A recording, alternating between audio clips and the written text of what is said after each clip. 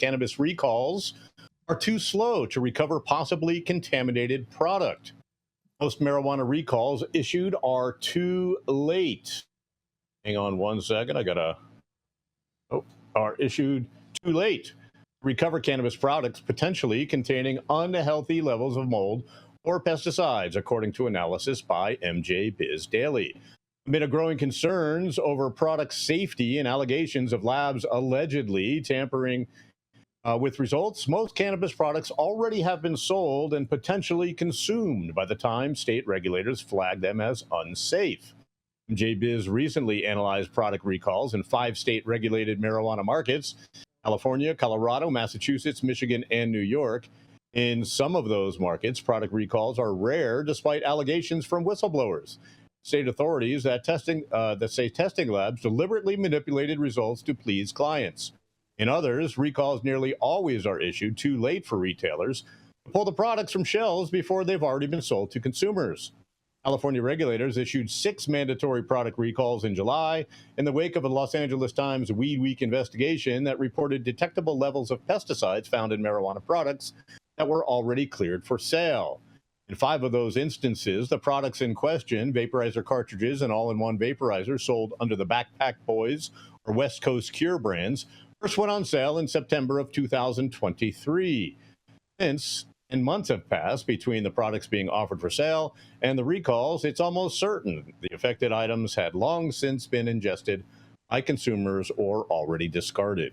Wesley Hine, the president of the California Distributors Association, told MJBiz Daily, quote, "Recalling something from 2023 is not going to result in many products still being on the shelves or in possession of consumers.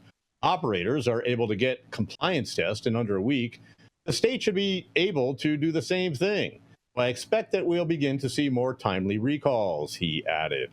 MJBiz Daily tracked the most recent mandatory recalls issued by the state regulators in the aforementioned states, information that is publicly available online in every state except for New York, which provided the information after an inquiry.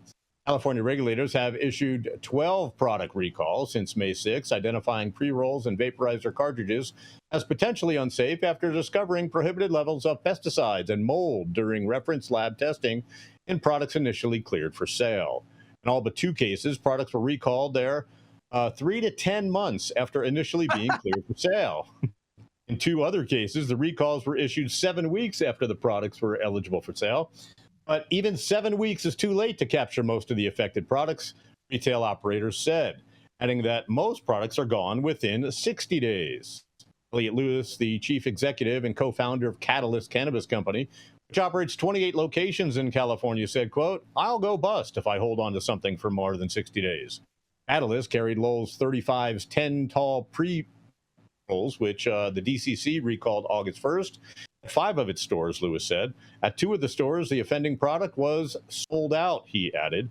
In Colorado, the State Marijuana Enforcement Division, MED, has issued recalls since June 6th. 2 recalls issued July 12th were for retail marijuana flower, potentially contaminated with total yeast and mold above the acceptable limits. 1 recalled product hit the shelves March 21st, and the final sale reported on April 27th. Another batch went on sale May 1st, with the final sale reported in late June. For the June 6th and June 20th recalls, affected products were sold starting April 14th, 2023, and August 16th, 2023, respectively. In the case of the June 6th recall, the product was, quote, found to contain methane chloride, a solvent not approved for use in production of marijuana concentrates, and pesticides not approved for use on marijuana, according to regulators. The $36 billion regulated cannabis industry is still new, and regulators stress the product safety is an evolving concept that states are steadily moving to improve. The Department of Cannabis Control, or DCC, continuously assesses effectiveness of its recall actions, said David Hafner, a spokesperson for the California regulator. He said that we are focusing on improving response times and prioritizing products that pose significant health risks to consumers. Our recent recalls demonstrate these improvements. Introduction of state-run reference labs that regulators use to double-check products cleared for sale but by commercial labs is not yet universal. For example, Michigan is not due to open a reference lab until the end of the year, the agency said in an April news release. Oklahoma only recently granted its state medical authority the power to open a reference lab in a batch of rules that went into effect on July 25th. New rules also clarify that OMA's power to seize product if it declares a health and safety risk, should I say. States have different capacity and authority to recall products, said Jillian Schauer, the executive director of CANRA, an organization of state marijuana regulatory authorities. In some cases, testing and recall authorities in the state are dictated by statute and legislative action, which would need to be changed in order to move this along in a forward direction, according to MJ Biz Daily. Additionally, recalls often must proceed cautiously in order to avoid legal challenges. Regulators are typically extremely cautious in their investigations to ensure enforcement actions are based on due process and have sufficient evidence. Regulators typically cannot share public information about the in-process investigations, and often investigations can take months to complete. In Michigan, state regulators remain locked in litigation with a lab at the center of November 2021 recall, and the State Cannabis Regulatory Authority has issued only 3 recalls since. Despite detailed whistleblower allegations that labs are inflating THC potency and passing cannabis that should fail for pesticides or mold, the last product recall in Massachusetts was in 2021. On April 11, 2023, the Massachusetts Cannabis Control Commission issued a bulletin alerting the public that the manufacturer of a test kit used to measure microbial contaminants informed buyers that the kit had a potential defect. It is possible that some products which passed tests based on the recalled test kits may have moved into the market or have been sold, they wrote. Though the CCC said its investigation and enforcement department is actively identifying cannabis products tested for microbial contaminants that may not be compliant with commission regulations, the agency did not issue any subsequent recalls. How much affected product was later sold to consumers remains a state secret. The CCC did not identify the labs and did not comment. All states have track and trace programs in place, but no state would share the track and trace data that would definitively indicate how much recalled product was sold to consumers. California public records laws protect the data from disclosure. A spokesperson for Michigan's Cannabis Regulatory Agency directed MJ Biz Daily to file public records request and refused further comment. That public records request is pending. And also here locally, just last week, a Nevada CCB notice went out that I received that said, quote, please be advised of a large metric hold due to a laboratory error. An analytics laboratory may have reported inaccurate potency results on its certificates of analysis for all usable cannabis category types between, listen to this, September 28th, 2023 and June 6th, 2024. And they excluded wet and fresh frozen cannabis. It also goes on and says, you may see these items in your inventory temporarily on administrative hold and metric while the Nevada Cannabis Compliance Board investigates the issues.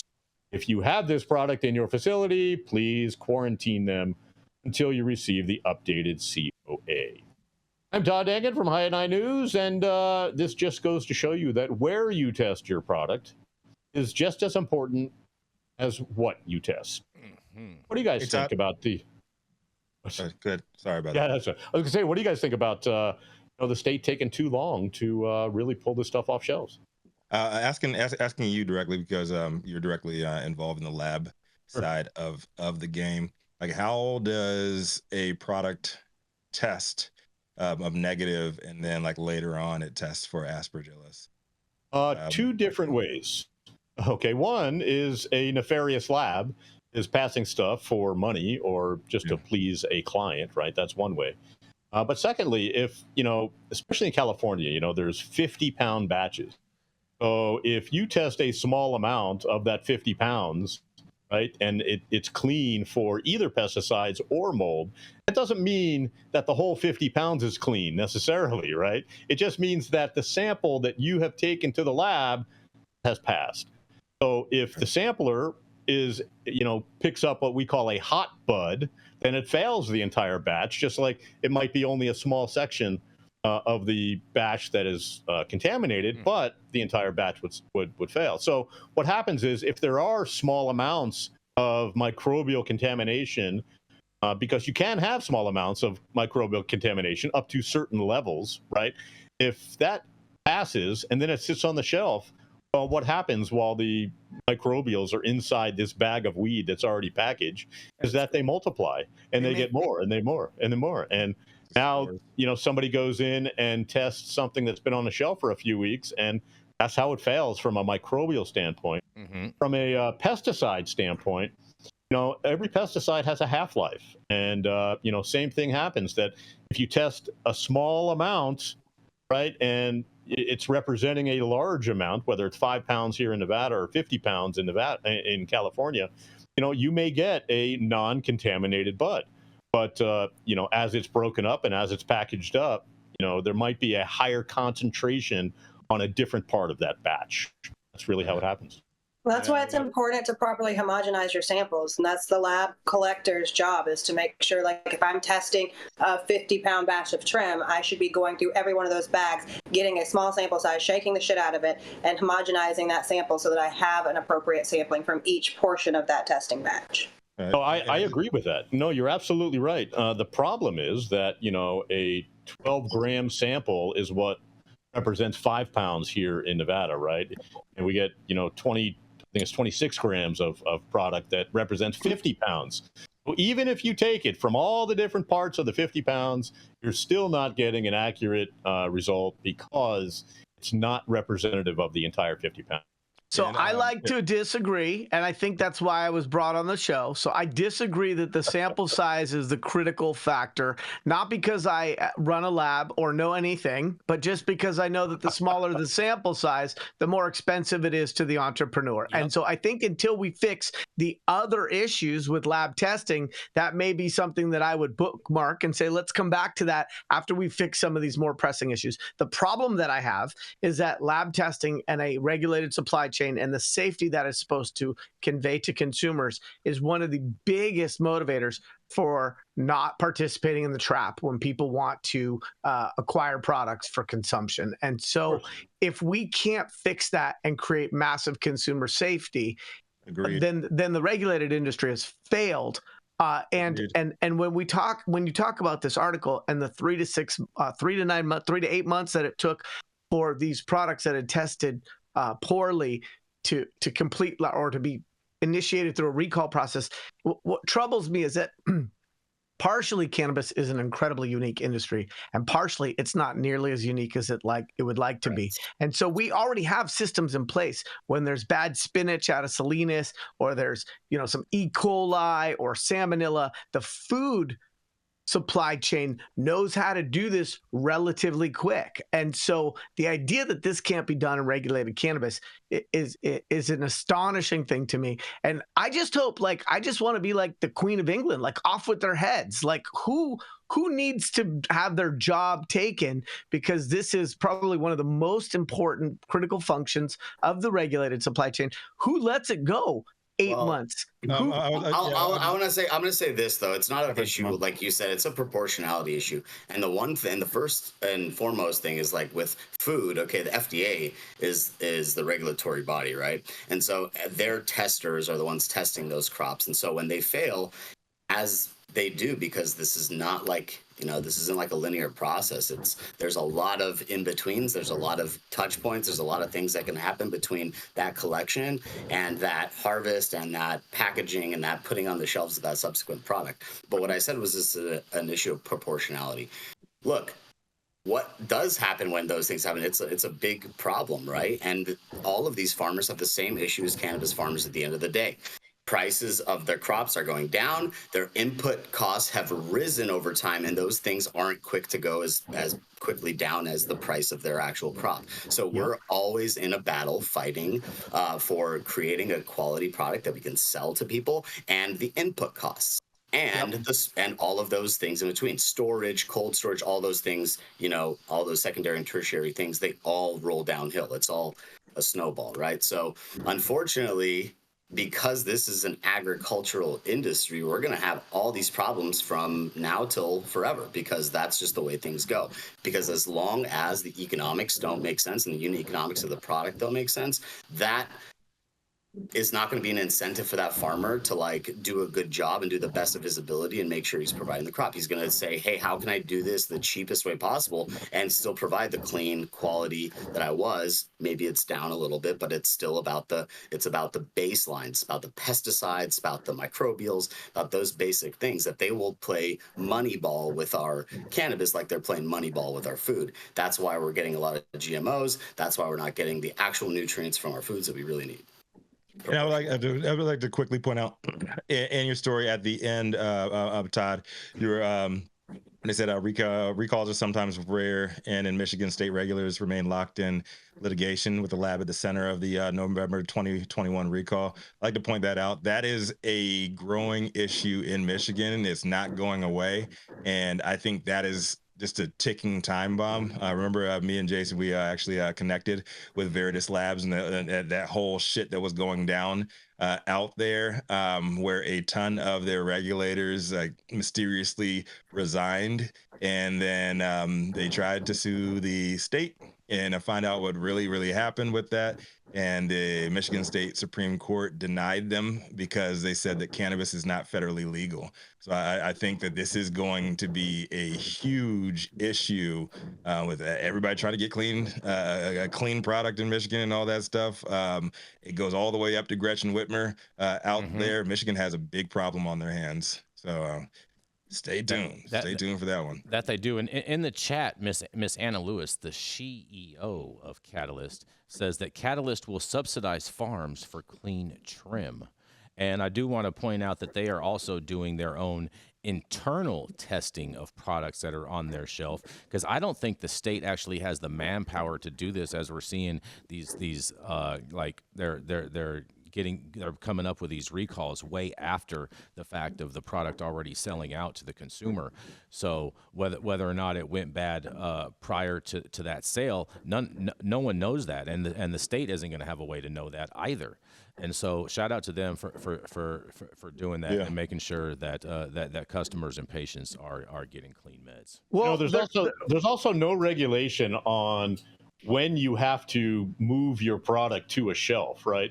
Just because something passes a test and then sits in a bucket for another month, right? As it sits in that bucket, all of these microbials multiply and grow and infect this product more. And then once it's trimmed and sold, and they're just on the product. So then you're saying, well, there is a rule. It is that your product has to be sold within a year of that COA date, or it has to be retested. A year.